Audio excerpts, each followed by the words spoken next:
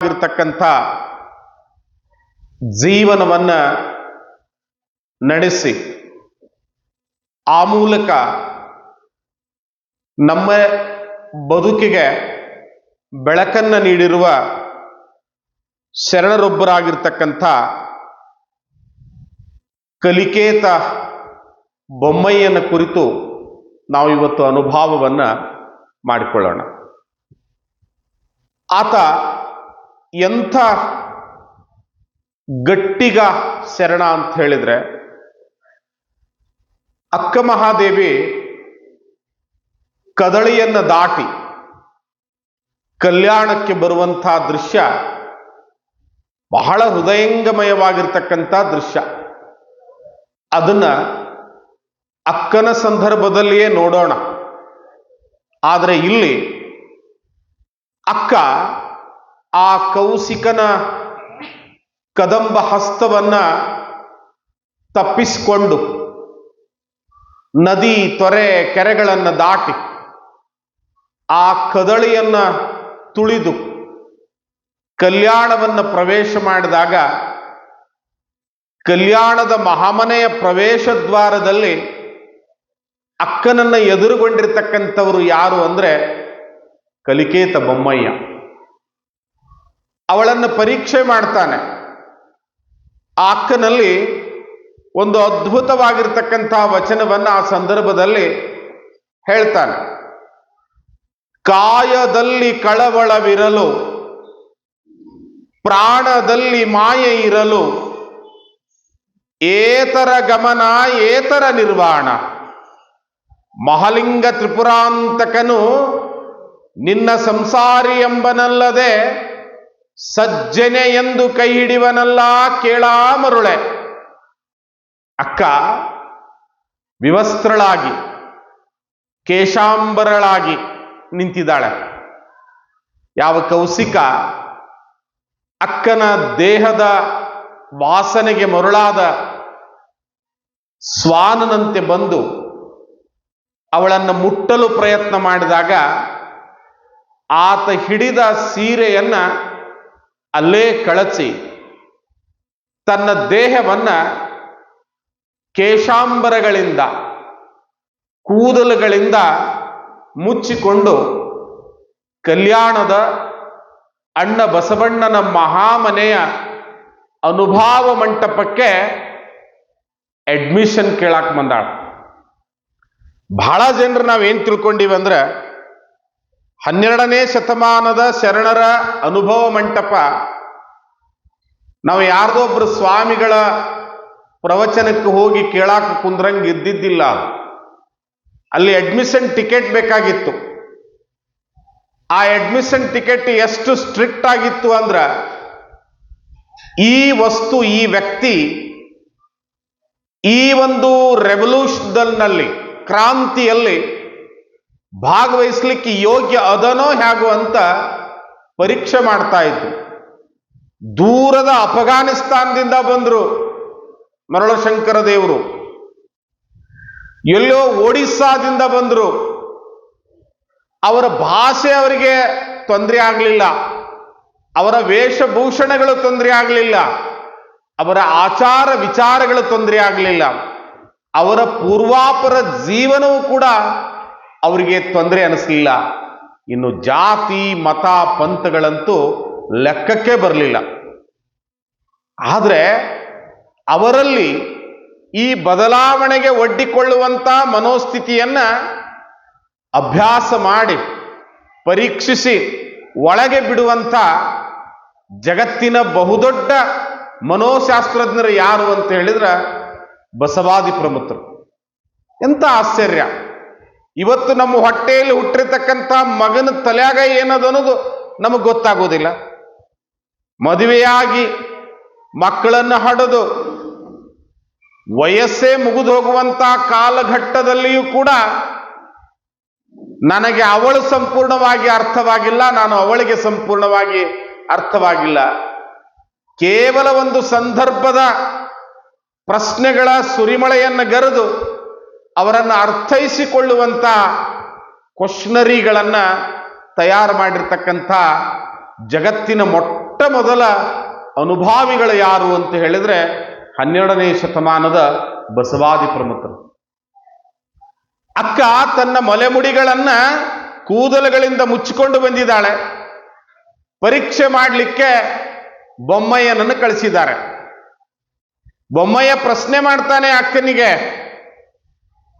ಕಾಯದಲ್ಲಿ ಕಳವಳವಿರಲು ನೀನು ವಿವಸ್ತ್ರಳಾಗಿ ಬಂದಿಕ್ಕರೆ, ಆದ್ರೂ ಈ ಕಾಯವನ್ನು ಯಾರಾದ್ರೂ ನೋಡಿಗಿಡ್ಯಾರ ಅಂಥೇಳಿ ಕೂದಲಿನಿಂದ ಮುಚ್ಚಿಕೊಳ್ಳುವಂಥ ಕಳವಳ ನಿನ್ನೊಳಗೈತಲ್ಲ.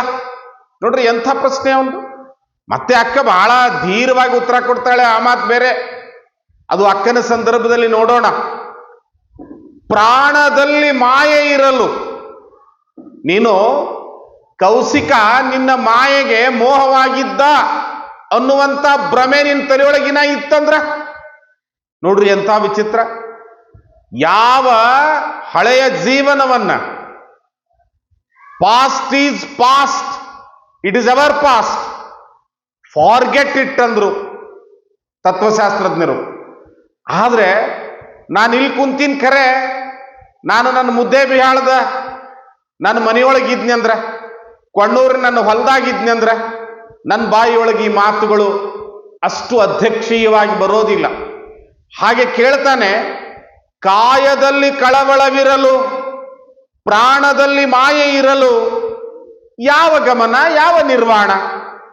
ನಾನು ನಿರ್ವಾಣವನ್ನು ಮಾಡ್ಕೊಂಡೀನಿ, ಅದಕ್ಕೆ ವಿವಸ್ತ್ರಳಾಗಿ ಬಂದಿದ್ದೀನಿ, ದೇಹದ ಮೇಲೆ ಹಂಗಿಲ್ಲ ಹಂಗೆಲ್ಲ ಮಾತಾಡ್ತಿ, ಮತ್ತೆ ಇದು ಯಾಕ, ಮತ್ತೆ ಯಾಕೆ ಕೂದಲಿನಿಂದ ಮುಚ್ಕೊಂಡಿದೆ ಅನ್ನುವಂಥ ಪ್ರಶ್ನೆಯನ್ನ ಕೇಳಿದಾಗ ಅಕ್ಕ ಬಹಳ ಧೀರವಾದ ಉತ್ತರ ಕೊಡ್ತಾಳೆ.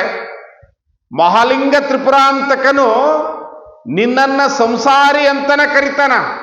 ನಾವು ತಿಳ್ಕೊಂಡಿವಿ ಸಂಸಾರಿ ಅಂದ್ರ ಮದುವೆ ಆಗಿರ್ಬೇಕು, ಮಕ್ಕಳಿರ್ಬೇಕು ಅಂತ ತಿಳ್ಕೊಂಡಿವಿ. ಬಹಳಷ್ಟು ಜನ ನಮ್ಮೊಳಗೆ ಬಳಸಿಯೂ ಬ್ರಹ್ಮಚಾರಿಗಳಾಗಿದ್ದಾರೆ. ಕೆಲವು ಜನ ಮದುವೆ ಆಗಿಲ್ ಖರೆ, ಸಂಸಾರ ಹುಡಿಲ್ ಖರೆ, ನಮ್ಗಿಂತ ದೊಡ್ಡ ಚಿಂತೆ ಐತವ. ಹಂಗಂದ್ರ ಅವ್ರಿಗೆ BP ಬರಬಾರ್ದಾಗಿತ್ತು, ಶುಗರ್ ಬರಬಾರ್ದಾಗಿತ್ತು. ಬರೀವಾ ಮುಂದೆ ಸೀಟ್ ಅಂತ ನೋಡಿ.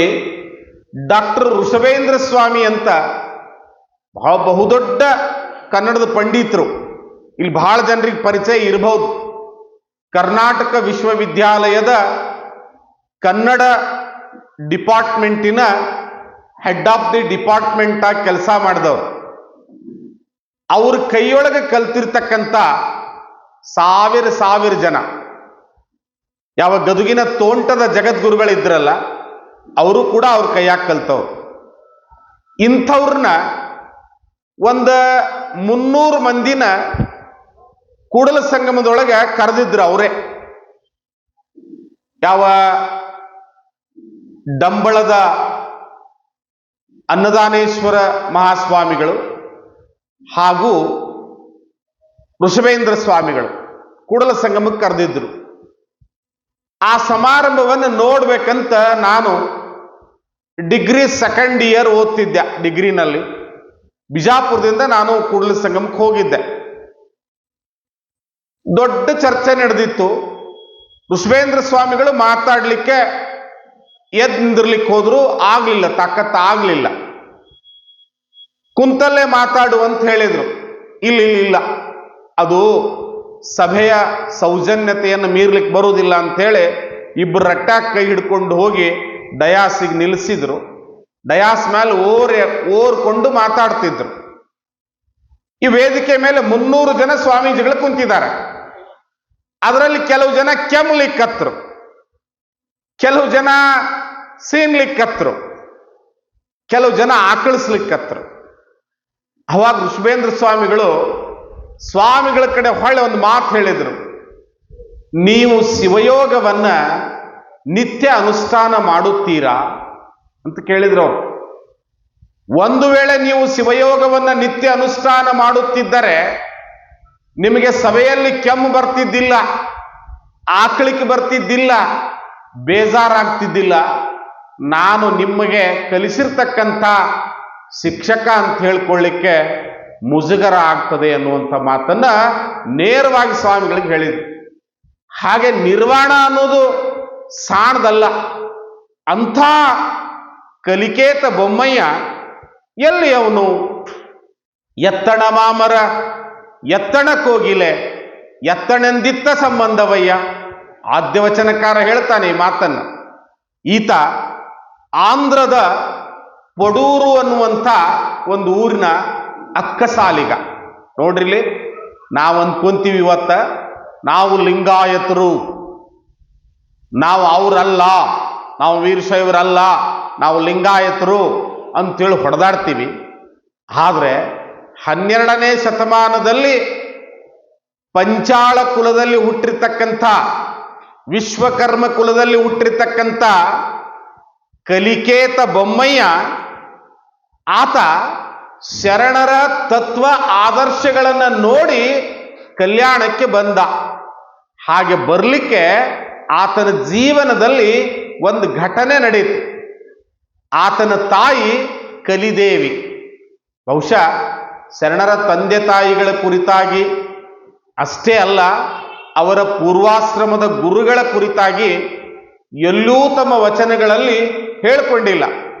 ಹೀಗೆ ಏನೋ ಅಲ್ಪ ಸ್ವಲ್ಪ ಸಂಶೋಧನೆಯಿಂದ ಸಿಕ್ಕಿರ್ತಕ್ಕಂಥ ದಾಖಲೆಗಳು. ಅಂತ ಕಲಿದೇವಿಯ ಮಗನಾಗಿರ್ತಕ್ಕಂಥ ಬೊಮ್ಮಯ್ಯ ಅಕ್ಕಸಾಲಿಗ ವೃತ್ತಿಯನ್ನು ಮಾಡ್ತಿದ್ದ. ಹೀಗೆ ಈ ವೃತ್ತಿಯನ್ನು ಮಾಡುವಾಗ ಯಾರಾದರೂ ಬಂಗಾರವನ್ನು ತಂದು ಕೊಟ್ರು ಅಂದ್ರೆ ಅದನ್ನ ಆಭರಣಗಳನ್ನಾಗಿ ಮಾಡ್ತಿದ್ದ. ಹಾಗೆ ಮಾಡುವಾಗ ಯಾರಾದರೂ ಜಂಗಮರು ಭಿಕ್ಷಕ್ಕೆ ಬಂದ್ರಂದ್ರೆ ಅದ್ರೊಳಗಿನ ಒಂದು ತುಣುಕು ಕಟ್ ಮಾಡಿ ಕೊಡ್ತಿದ್ದ. ನೋಡ್ರಿ, ಬಂಗಾರ ಅವಂದಲ್ಲ, ಹಾಕಕ್ ಬಂದವ್ರು. ಹಿಂಗೆ ಹೇಳಿದ್ನಿ ಅಂದ್ರೆ ನಾಳೆಗೆ ನೀವು ಯಾರ ಕಲಿಕೇತ ಬೊಮ್ಮಯ್ಯನಲ್ಲಿ ಆಭರಣ ಮಾಡ್ಸಕ್ ಹೋಗ್ಕಿರೇನೇವ ನೀವು ಗುಂಡಿನ ಟಿಕ್ಕೆ ಮಾಡ್ಸಕ್? ಆದ್ರೆ ಎಂಥ ವಿಚಿತ್ರ ಅಂದ್ರೆ ಆತನ ಜಂಗಮದ ಪ್ರೀತಿಯೇ ಭಕ್ತಿ. ಆ ಭಕ್ತಿಗೆ ಪರಮಾತ್ಮ ಏನ್ ಮಾಡ್ತಿದ್ದಂದ್ರೆ ಎಷ್ಟು ಭಾಗ ಕತ್ತರಿಸ್ಕೊಟ್ಟಿದ್ದ ಆ ಭಾಗವನ್ನು ಪರಮಾತ್ಮ ಸರಿದೂಗಿಸಿ ಗಿರಾಕಿಗಳಿಗೆ ಕೊಡ್ತಿದ್ದ.